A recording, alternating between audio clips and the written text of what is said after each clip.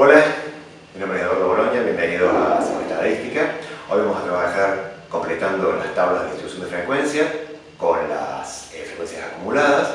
Veremos cómo categorizar construyendo intervalos cuando se trata de una variable cuantitativa, continua, y finalmente representaciones gráficas. Empezamos con las columnas adicionales en la tabla de distribución de frecuencia. Habíamos definido las frecuencias absolutas como la cantidad de casos que tenemos en cada categoría, el recuento de casos que hay en cada categoría. Ahora vamos a agregar una columna más con las que definiremos ahora como frecuencias absolutas acumuladas. Son aquellas frecuencias que corresponden a la categoría y a las categorías anteriores.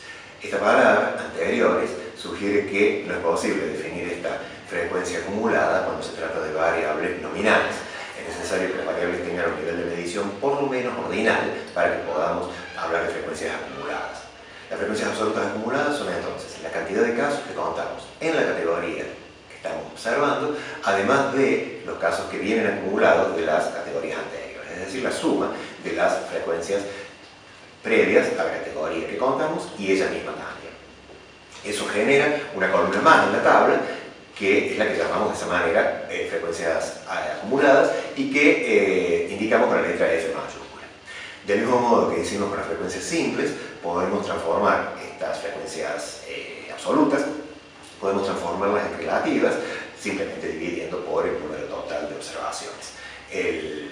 La notación que utilizamos es una F mayúscula y aquí resulta el número de observaciones dividido el total de casos, resulta en las frecuencias relativas de la variable. Aquí vemos expresiones como que, por ejemplo, con la frecuencia relativa del 32%, nos indicaría que el 32% de los que fueron aquí relevados no llegó a terminar el secundario. ¿Eso qué quiere decir? Que un 32% de los casos está en la categoría secundario incompleto o bien en una categoría anterior a ella. Incluye todos los casos previos, es decir, no terminó el secundario porque lo empezó y no lo terminó, o bien porque pertenece a alguna de las categorías anteriores, es decir, no llegó a terminar el primario, o lo terminó y no comenzó el secundario, etc. Para calcular estas frecuencias, como dijimos, solamente es posible trabajar con variables de nivel ordinal o cuantitativo. Para las nominales no tiene sentido la definición. En este esquema vemos entonces las frecuencias que hemos definido hasta el momento. Una tabla de distribución de frecuencias completa contiene frecuencias absolutas y relativas y contiene frecuencias simples y acumuladas. Y aquí están las letras, las expresiones que utilizamos para representarlas. Cuando tratamos con variables cuantitativas, es imposible trabajar con las categorías originales de la variable, debido a que el número de categorías es muy grande. Cuando una variable es continua, admite infinitos valores. El ejemplo que acá estamos viendo, de los pesos al nacer, muestra cómo una tabla de distribución de frecuencias con la misma lógica que venimos trabajando ahora en las variables nominales, no tiene sentido aquí, es decir, no cumple con la función de resumir efectivamente los casos. ¿Por qué no lo hace? Porque la cantidad de filas que tiene esta tabla es casi tan grande como la de la matriz original, como la de la matriz de datos original. Y esto sucede porque los pesos al nacer constituyen una variable continua. Eso significa que uno puede encontrar niños que pesen 3.750 gramos con 20, 3.750 con 25, etc. Hay valores intermedios, todos los valores intermedios son posibles, y aunque la idea de continuidad en nuestro dominio de las mediciones no es idéntica a la continuidad matemática, a los fines prácticos tiene la misma limitación, introduce la misma limitación, que es la de impedir una enumeración completa de esas categorías. Para lo cual se vuelve indispensable construir intervalos, construir rangos de valores de la variable, dentro de los cuales contaremos, por las frecuencias absolutas, a la cantidad de individuos que caen dentro de ese intervalo. Y ya no miraremos los valores exactos de la variable. Disponemos de tres maneras diferentes de construir estos intervalos para una variable continua. La primera de las formas simplemente considera intervalos de la misma amplitud. Los intervalos de la misma amplitud se construyen a partir de la amplitud completa del campo de variación completo de la variable. En este ejemplo vemos que el valor mínimo observado de la variable peso es de 1.399 gramos y el máximo es de 4.550. La diferencia entre esos dos valores nos da la amplitud, el campo de variación de la variable peso al nacer, que es de 3.141 gramos. Si a esa diferencia la dividimos en el número de intervalos que pretendemos, supongamos para este ejemplo que queremos construir 4 intervalos para esa variable, dividimos esa amplitud completa en 4 y obtenemos 785, que es la amplitud que debe tener cada uno de los 4 intervalos. Luego, simplemente tomamos el valor más bajo, el 1399, y le sumamos esa amplitud para alcanzar el límite superior del primer intervalo. Y de manera equivalente vamos agregando los 785 gramos a cada uno de los límites de los intervalos para construir los 4 intervalos que pretendemos. El primer límite aparece en 2184 y así con el resto. La tabla que resulta en este caso, ahora sí una versión abreviada de la tabla original, contiene los 4 intervalos y contiene el recuento de casos, la frecuencia absoluta simple, también está aquí calculada la relativa, de cada uno de los intervalos. Notemos que esta operación tiene el beneficio de simplificar la presentación de los datos, pero tiene el inconveniente de habernos hecho perder datos. Sabemos que hay una cierta cantidad de casos dentro del primer intervalo, pero ya no sabemos cuáles son los valores exactos de cada uno de los individuos que caen dentro de ese intervalo. Una cosa es a precio de la otra. El segundo de los procedimientos para construir los intervalos no pone el acento en la amplitud de ellos, es decir, no pone como condición que la amplitud de los intervalos sea idéntica para todos los que construyamos, sino que se concentra en la proporción de casos que van a ir a parar a cada uno de los intervalos. Y los elabora a los límites de tal manera que esas proporciones de casos sean iguales o muy similares. Por ejemplo, si fuese como en el anterior 4 intervalos que solicitamos, pediríamos que un cuarto de los casos estuviera en cada uno de ellos, 25% de los casos en cada intervalo. Para ello debemos recurrir a las frecuencias acumuladas. En estas frecuencias acumuladas vemos que el valor 2214 acumula aproximadamente el 25% de los casos. No es exactamente el 25%, pero no hay ninguna frecuencia acumulada que tenga exactamente ese valor. Entonces vamos a tomar a ese como el límite del primer intervalo. Y del mismo modo tomaremos los valores de la variable que acumulan el 50% y el 70% y el 75% para construir los demás límites. De esta manera tendremos intervalos que tienen cada uno de ellos el 25% de los casos. Esto es, hasta el primer límite, el primer límite del intervalo acumula un 25% de los casos. El segundo límite acumula un 50% de los casos, con lo cual dentro del segundo intervalo cae el segundo 25% de los valores de la variable. Así entonces resulta una tabla que contiene no exactamente el 25% de los casos, pero aproximadamente. Si quisiéramos 5 intervalos, buscaríamos los valores que acumulan 20%, 40%, 60% y 80%, y del mismo modo para la cantidad de intervalos que nos interese. Por último, un procedimiento diferente para construir los intervalos es aquel que no tiene en cuenta los valores observados de la variable ni sus frecuencias, sino que trae un criterio desde fuera, un criterio teórico, un criterio que viene de la bibliografía o de los antecedentes.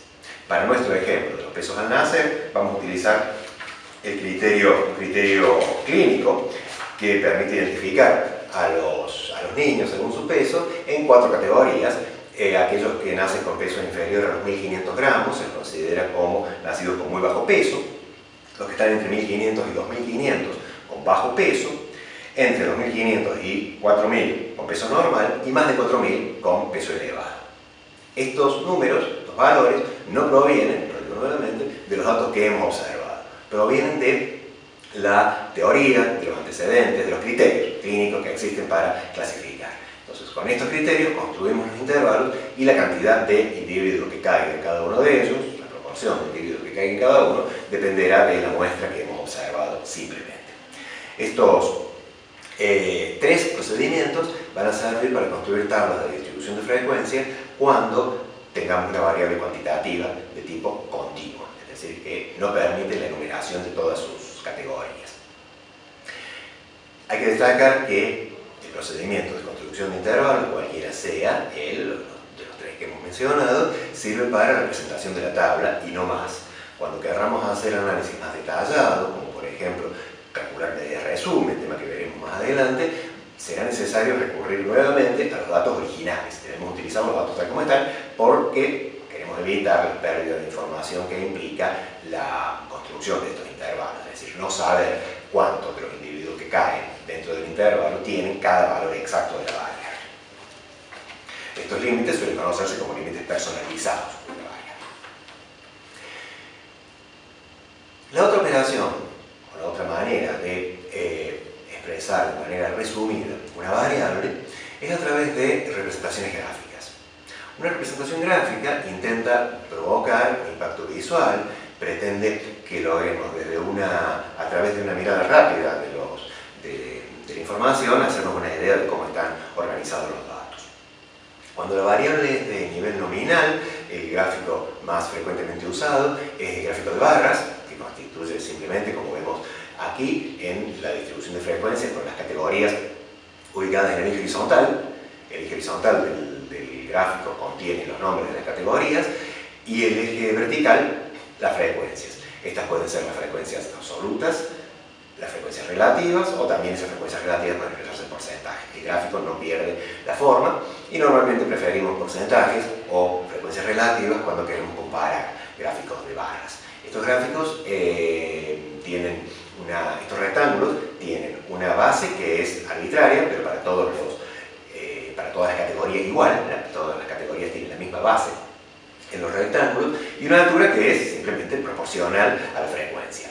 El orden en que se colocan esas barras es completamente arbitrario porque las categorías en una variable nominal no están ordenadas. Entonces no es necesario respetar una determinada secuencia de esas categorías. Suele ordenárselas de mayor a menor en relación a la frecuencia para facilitar las comparaciones entre categorías, pero no es obligatorio. Con las variables nominales también a veces se utiliza el gráfico de sectores circulares. Este es un gráfico que debe usarse con cuidado porque no es tan claro para mostrar la información como lo es el gráfico de barras. De hecho, con más de 4 categorías, es completamente desaconsejable utilizar un gráfico de sectores. Sucede que el ojo humano es bastante menos apto para detectar diferencias de ángulos que para detectar diferencias de alturas. En los rectángulos es fácil, en un gráfico de barras, saber cuál es más alto, mientras que en un gráfico de sectores una diferencia pequeña entre un sector y el otro puede pasar desapercibida o percibirse mal. Entonces, no más de 4 categorías, y en especial que no haya categorías demasiado pequeñas o demasiado semejantes entre sí, porque también eso perturba la distinción.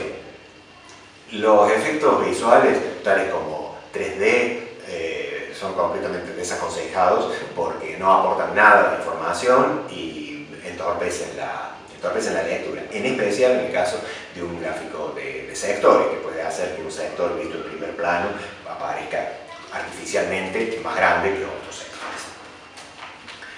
Cuando trabajamos con una variable cuantitativa, el gráfico que construiremos va a estar ligado a una partición del rango de valores de esa variable en una cierta cantidad de fragmentos, de manera equivalente a la construcción de los intervalos que mencionamos hace un momento, pero ahora se tratará de un número variable de intervalos y con el requisito de ser construidos todos con la misma amplitud, es decir, usando el primero de los 3 procedimientos que mencionamos para la construcción de intervalos.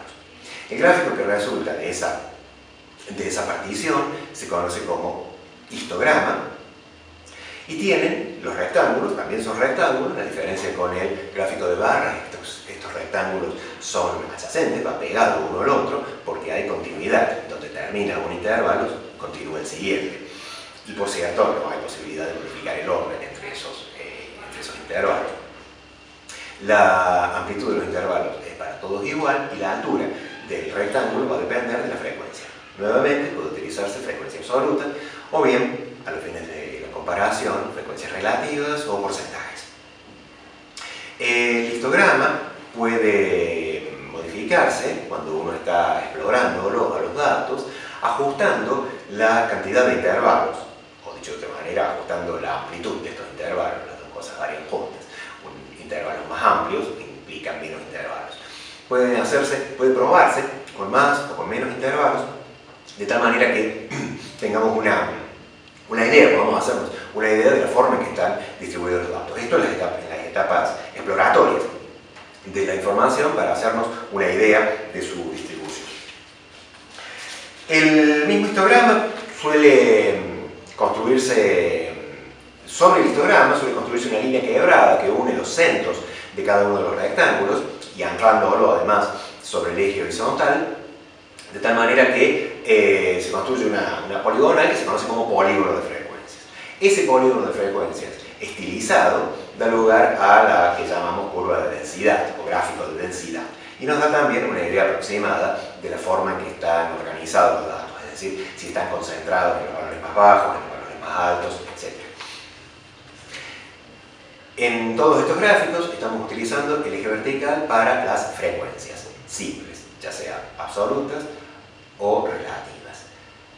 El gráfico que corresponde a las frecuencias acumuladas es el que se conoce como ojiva, o también puede construirse el gráfico que conocemos como histograma acumulado, que es como el histograma, solo que utiliza las frecuencias acumuladas. Entonces es un gráfico siempre creciente, o al menos no decreciente. Si alguna categoría no aporta nada, el gráfico no aumenta, pero nunca disminuye, porque estas categorías son aditivas, van agregando, como son frecuencias acumuladas, van agregando frecuencias a cada caso.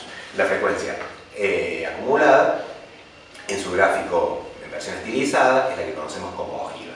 Si se trata de una variable ordinal, la curva queda entrecortada y tiene esa forma.